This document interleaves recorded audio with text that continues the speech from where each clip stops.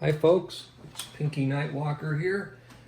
Today's video is a video about one of the revolvers that I own. This is a Smith & Wesson model 686. And before we get into the video, let me show you that the firearm is empty. There's a cleaning rod that's going through the bore.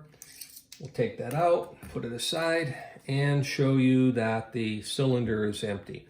By the way, it's been shot recently, so you can see the carbon on the back of the cylinder here, and of course on the sides. I didn't get around to cleaning it. Apologize, but maybe it'll help to keep the glare off the gun for the video.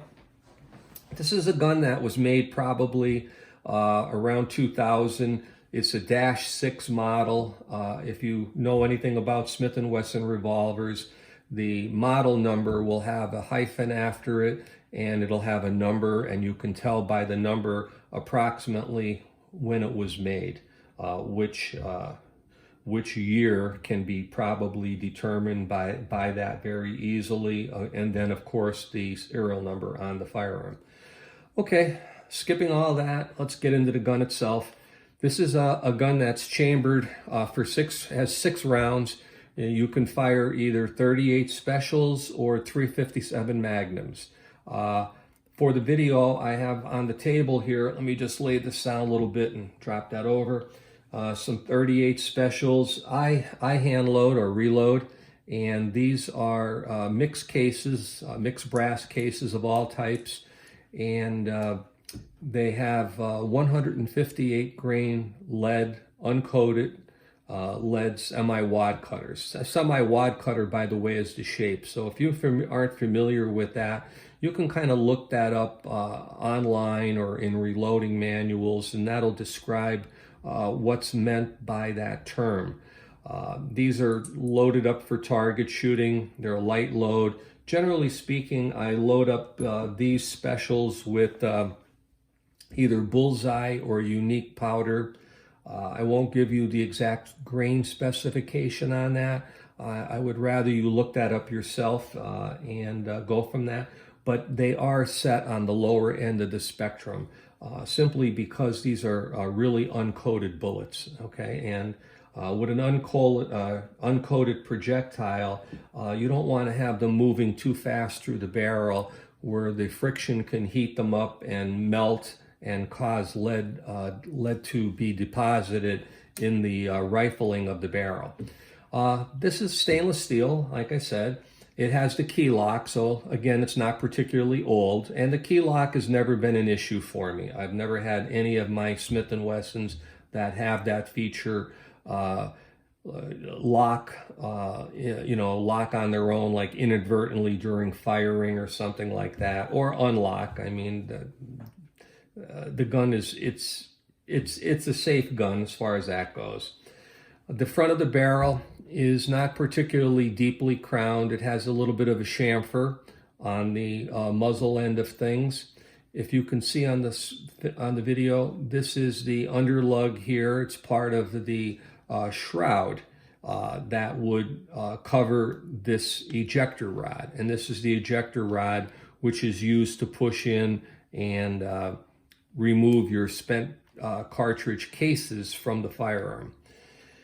It also adds a little extra heft on it to the gun, so that when you're, let me close this, when you're shooting it, you're not getting as much muzzle rise. And also too, it's not as whippy. In other words, guns that have a very thin barrel, we're not going to use this as a pencil, but in a barrel that doesn't have a lot of extra weight, they're a little bit harder to keep on target when you have a little bit of movement in your hands, if you have a little tremor, or if you have a heavier trigger pull.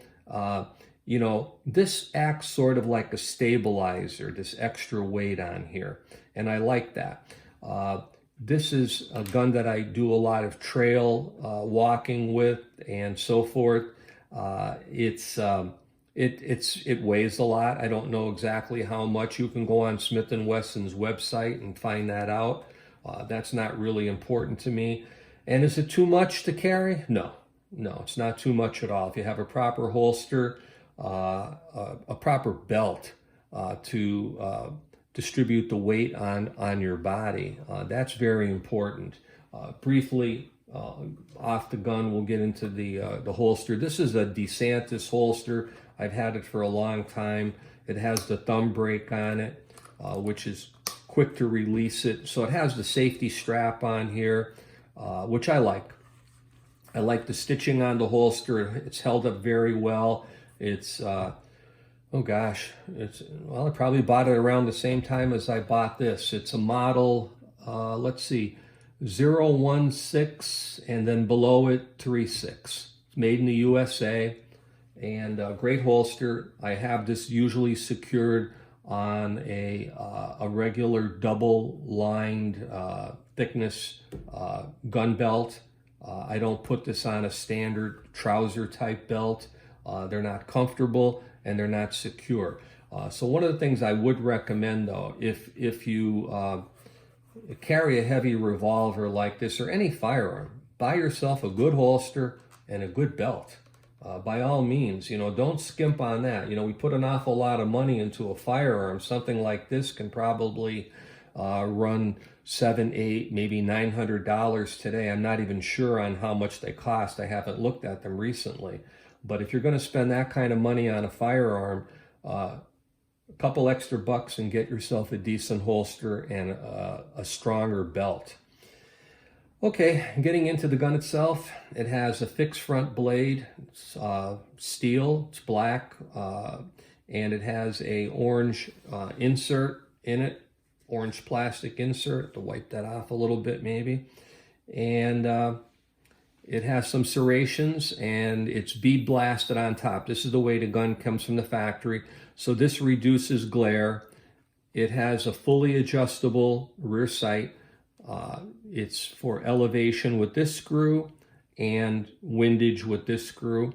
On the back of the sight housing, the metal here has some deep serrations to keep glare off the back of your sight. It has a white outline, which is fine. I don't really pay much attention to it. My big concern is making sure that front sight is in focus like it should be for everyone. The trigger pull on the gun in single action, I'll just hold it like this for you, and it's hard to show you, but it has almost no movement in it. This is the way the gun came from the factory. I'm going to take a chance and put my finger in here. Hopefully I won't pinch it, but it's under 4 pounds. I didn't test it with a trigger pull gauge, but I can tell you from my experience with other firearms, this is very low. It's the way it came from the factory. The double action, it's probably on the higher end of 10, 12 pounds. It's smooth. It cycles the cylinder, turning the cylinder like that, fine. It's not too bad at all. Again, this is a gun that I normally just take out, walk with it, go out to the range, put some holes in paper with these things, or if I have some old plastic milk jugs, things like that, they blow up great with stuff like this. So it's great fun to get out there with this. This is a nice firearm, I think, too, for a younger shooter or a person who doesn't like a lot of recoil, because you can take the 38 specials and tune them down so that the recoil on it and the management of it is very easy. Okay, and also too, what's nice about these cartridges is you can reload these many times. Okay, on a semi-automatic, you can reload them and so forth like that.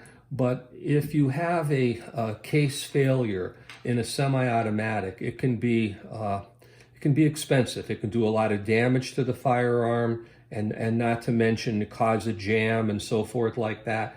On the revolvers, it's a little more forgiving, simply because when you take the there goes the desk.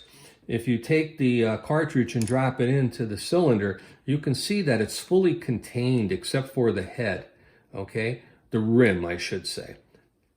And that what's nice about that is the case being fully supported like that doesn't get a weak spot. Like on semi-automatics in this area here, there's a feed ramp on the back of the barrel on most semi-automatics that the bullet has to come up through the magazine, kind of jump into the chamber and seat, and then of course the slide closes.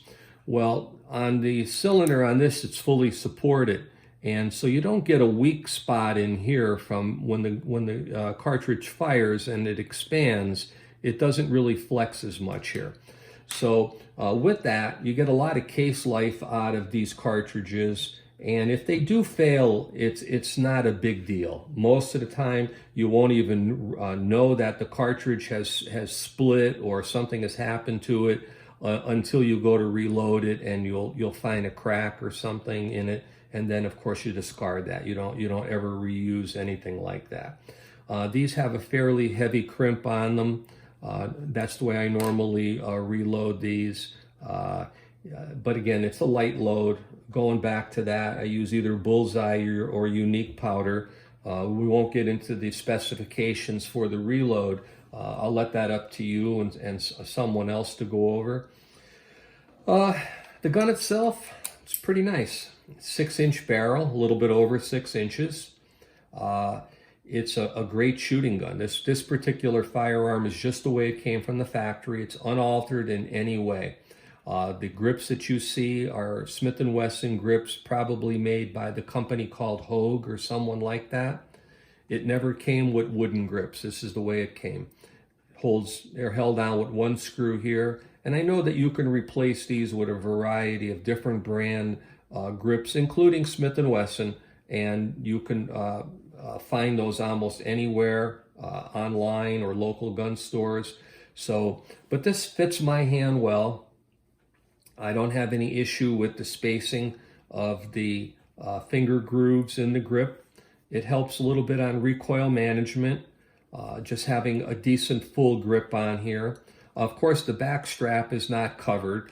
So if you're firing 357 Magnums out of this and they're full powered loads, you will feel it. I mean, it's not to say that this will just completely take that away. Of course it won't.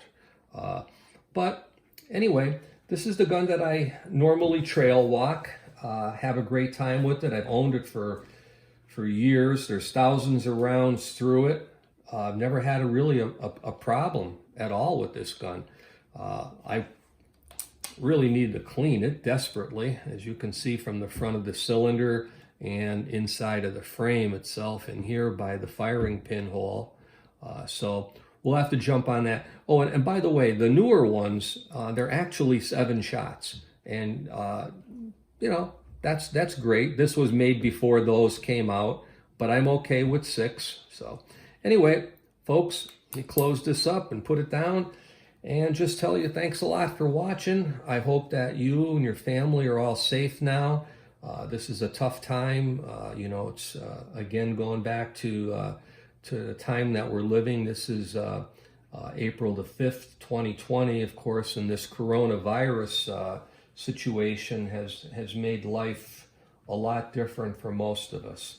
And of course, you know, there's been a lot of problems and people getting ill and also people who have died. So we just hope that everybody in your family, including you, are all safe. Here back in Pennsylvania where I live, so far so good. So we just hope it stays that way until this is over. Well, Pinky says thank you for watching, and I'll talk to you soon. Bye.